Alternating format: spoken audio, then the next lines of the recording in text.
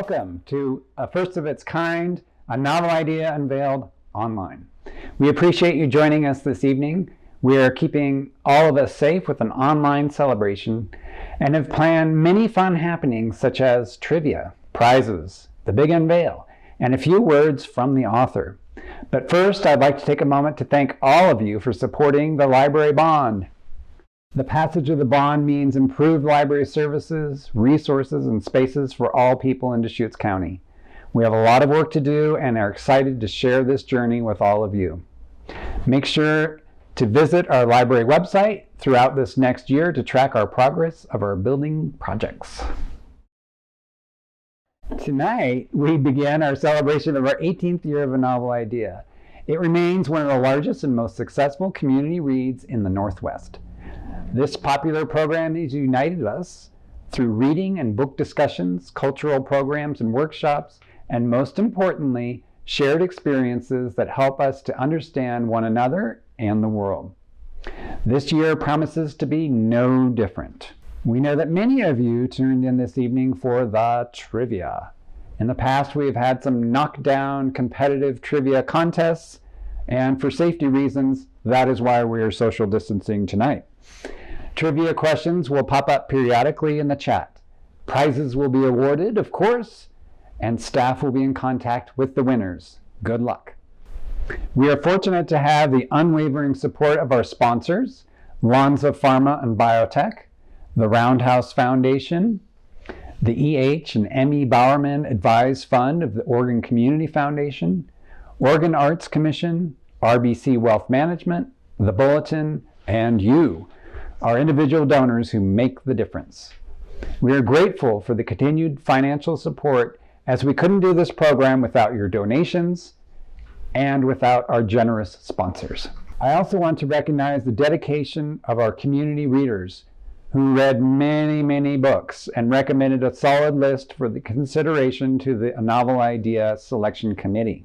The selection committee then reads up to 30 books to find just the right one for our communities. Much appreciation to all of our readers.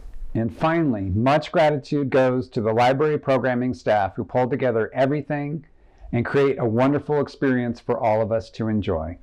Thank you. Staff have pulled together a teaser video with hints regarding this year's selection. Can you guess the winner?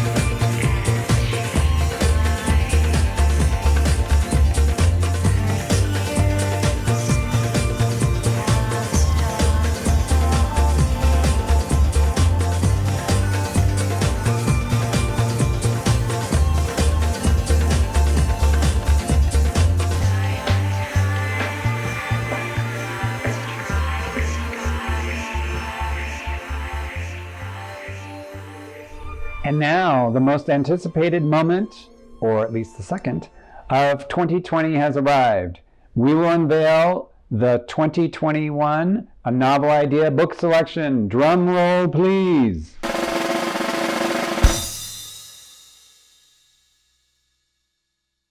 Tonight, we celebrate The Other Americans, a timely and powerful new novel about the suspicious death of a Moroccan immigrant.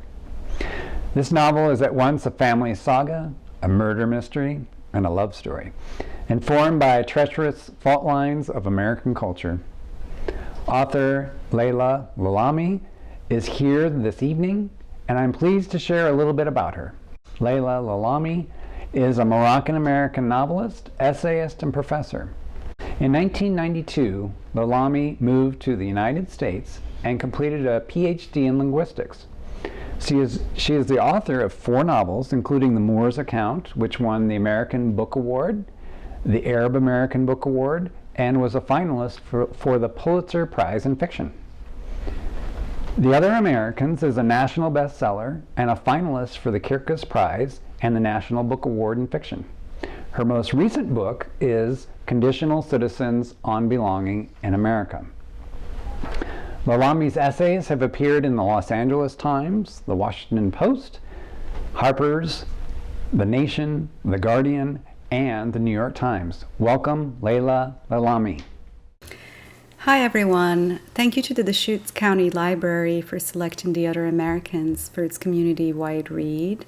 I'm just delighted to hear that my book has found readers in Oregon, which is a state that is near and dear to me because I used to live there. I used to live in Portland about 15 years ago. The Other Americans is a book that I started thinking about and working on in the summer of 2014. I was on vacation in Jackson Hole, Wyoming, and I got a text in the middle of the night from my sister telling me that our father had taken gravely ill and that he was in the hospital. And so we scrambled to find a flight and travel to Morocco to be with him. And when I returned to the United States later that summer, I was really struck by how decisions that one makes in one's 20s can really have ripple effects much later on in life. In my mid-20s, when I came to the United States, I met someone and got married and basically ended up settling in the United States and becoming an immigrant. And I didn't realize at the time what it would mean much later on in life when my parents were getting older, and that I could never really be sure to be there when there was a crisis. This is an experience that I know during the pandemic a number of people have gone through, but that condition of feeling that you are separated from your loved ones and you can't be there at big moments in their lives, that is the condition of the immigrant in the United States and anywhere really. And so I started thinking about writing a book about a family that is affected by that experience. The book is about a couple who leave Morocco in 1981 and settle in the U.S. They have left behind some of their political troubles and they are seeking safety. And so they settle in California in a small town in the Mojave Desert. But as the book opens, the father is killed in a hit-and-run accident. And so there's this mystery of who was behind the wheel, whether it was an accident or whether it was something much more sinister. And the family then is forced back together. So the daughter, for example, who is a musical composer who lives in the Bay Area, returns to the Mojave and gets together with her mother. The book is narrated in 9 different perspectives, from the perspective of the mother, the father, the sisters, the neighbor who has a business next door to them, the detective who's investigating the crime. And through each perspective, we get to see how the death of this man has affected his family, his community, and essentially what it means for everyone around him. This is a book about family, community, and country. It's a book about identity and belonging, and about how the choices that we make can have ripple effects much later on in life. I really look forward to discussing it with you this summer, and until then, happy reading. Thank you, Laila. We are very excited to welcome you back to Deschutes County this spring. Before we wrap up this evening, we have another surprise for you. As part of our effort to continually expand our reach at the library and create new readers across all ages, we are happy to announce a Novel Idea Youth Edition. Thanks to the generous donation and vision of the Roundhouse Foundation and the hard work of our youth librarians, we are pleased to share with you a book for middle grade readers.